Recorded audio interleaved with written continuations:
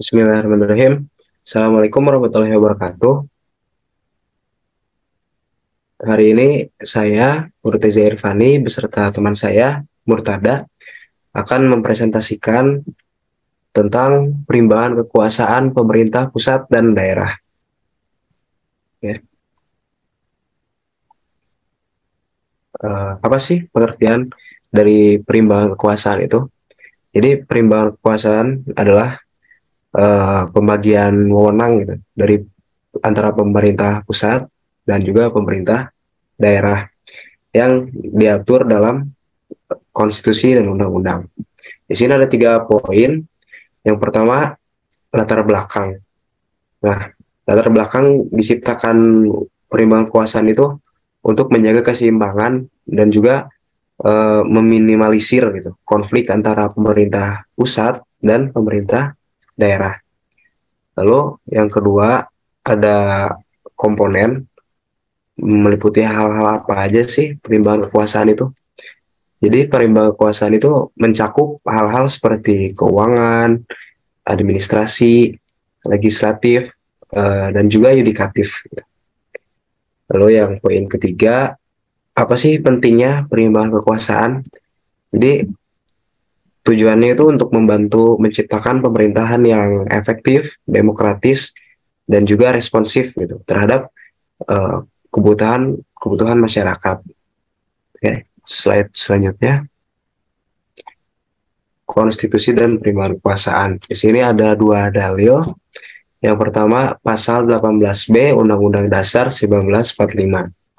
Bunyinya, Negara Kesatuan Republik Indonesia dibagi atas daerah-daerah provinsi dan daerah provinsi itu dibagi atas kabupaten dan kota. Yang tiap-tiap provinsi, kabupaten, dan kota itu mempunyai pemerintahan daerah yang diatur dengan undang-undang. Itu bunyi pasal 18B Undang-Undang Dasar 1945. Lalu dalil yang kedua, Undang-Undang Nomor 33 Tahun 2004. Yang pertama, pemerintah dapat memberikan pinjaman kepada pemerintah daerah yang dananya berasal dari luar negeri. Lalu yang kedua, pinjaman kepada pemerintah daerah sebagaimana dimaksud pada ayat 1 dilakukan melalui perjanjian penerusan pinjaman kepada pemerintah daerah. Slide selanjutnya, sini hubungan undang-undang dan perimbangan kekuasaan. Jadi undang-undang itu merupakan instrumen praktis untuk mengatur pelaksanaan perimbangan kekuasaan. Yang pertama di sini ada syarat kewenangan. Jadi undang-undang itu tentunya sebagai dasar hukum yang menentukan wewenang pemerintah pusat dan juga daerah di berbagai bidang. Lalu poin yang kedua, ada pengaturan keuangan. Pengaturan keuangan itu kayak yang ada di dalil yang sebelumnya, tadi di slide sebelumnya, Undang-Undang Nomor 33 Tahun 2004 itu. Jadi undang-undang itu mengatur keuangan kayak mekanisme transfer dana dari pemerintah pusat ke daerah atau eh, pengelolaan keuangan gitu, yang tentunya secara transparan. Lalu poin yang ketiga, ada amandemen undang-undang. Jadi undang-undang perimbangan kekuasaan itu dapat diamandemen juga gitu. Tujuannya untuk memastikan keadilan dan efisiensi dalam pembagian wewenang biar tidak terjadi ketimpangan antara pemerintah pusat dan daerah. Oke, slide selanjutnya, eh, aspek politik perimbangan kekuasaan. Sini ada 3 poin juga. Yang pertama, desentralisasi. Nah, apa sih desentralisasi itu? Mungkin teman-teman ada yang belum tahu desentralisasi itu. Jadi desentralisasi adalah kayak penyerahan wewenang gitu dari pemerintah pusat ke pemerintah daerah. Contohnya kayak pemerintah pusat tuh memberikan wewenang pemerintah daerah untuk mengelola keuangan di daerahnya masing-masing gitu. Nah, lalu ada poin yang kedua, ada partisipasi politik. Perimbangan kekuasaan memberi kesempatan bagi daerah untuk berpartisipasi secara politik gitu. Dan juga ikut serta dalam pengambilan keputusan. Lalu ada poin yang ketiga, pendekatan kolaboratif atau yang didasarkan eh, pada kerjasama gitu, dialog, dan juga penyelesaian masalah bersama. Itu pendekatan kolaboratif. Di slide selanjutnya akan dijelaskan oleh Murtada.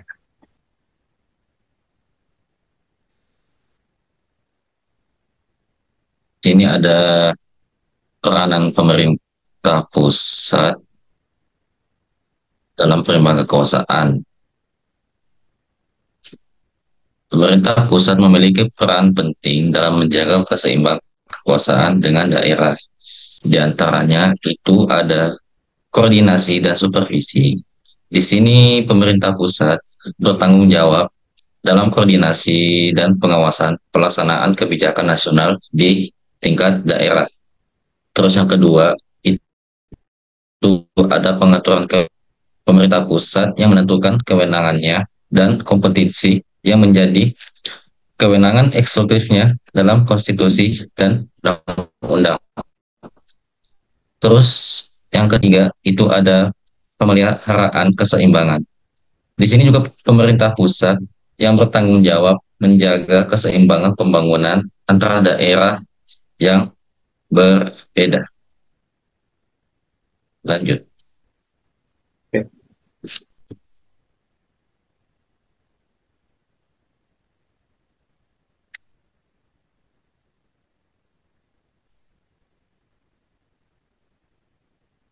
Peranan pemerintah daerah dalam perimbangan kekuasaan itu ada 4. Yang pertama itu ada pelayanan publik. Pelayanan publik sendiri itu pemerintah daerah yang bertanggung jawab yang menyediakan pelayanan publik kepada masyarakat di tingkat lokal. Dan yang kedua itu ada pengelolaan sumber daya. Yang menjadi peran di sini itu ada pemerintah daerah yang memiliki wewenang mengelola sumber daya alam, ekonomi, dan sosial yang ada di wilayahnya. Terus yang ketiga itu ada pengambilan keputusan. Di sini juga pemerintah daerah yang mengambil peran yang dimana dia memiliki wewenang dalam mengambil keputusan yang bersifat regional, regional atau lokal. Dan yang terakhir itu ada pemberdayaan masyarakat. Di sini pemerintah daerah lagi yang mengambil peran yang dimana dia membina dan membangun masyarakat setempat, yang membangun potensi masyarakat setempat. Kita lanjut.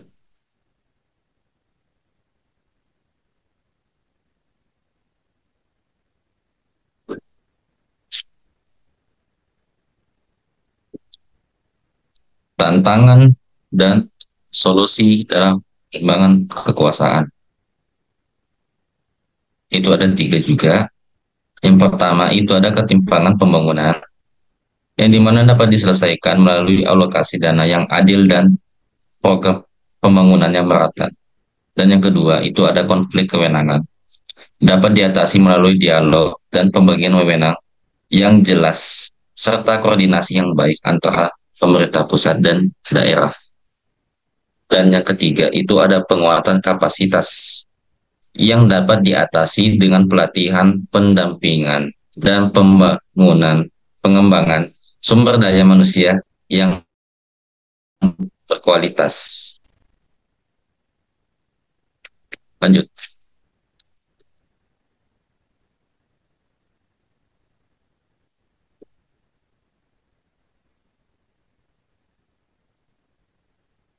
Kesimpulannya itu ada 3. Yang pertama itu ada pengaturan konstitusi. Yang pertama itu konstitusi dan undang-undang menjadi panduan dalam mengatur perimbangan kekuasaan. Dan yang kedua itu kerjasama dan keterbukaan.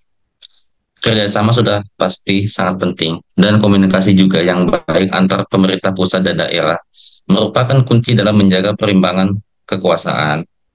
Dan yang ketiga, tantangan terus berkembang. Seiring berjalannya waktu, pasti ada tantangan yang akan datang.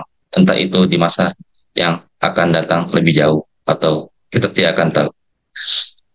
Itu ada tantangan dalam perimbangan kekuasaan, akan terus berkembang dan membutuhkan solusi yang inovatif dan responsif terhadap perubahan zaman. Ya, sekian. Mungkin sekian yang bisa kami sampaikan. Eh, Kurang lebihnya mohon dimaafkan. Wa ma taufiqi illa billah, alaihi tawakkaltu wa ilaihi unib. Kalau itu, Wassalamualaikum warahmatullahi wabarakatuh.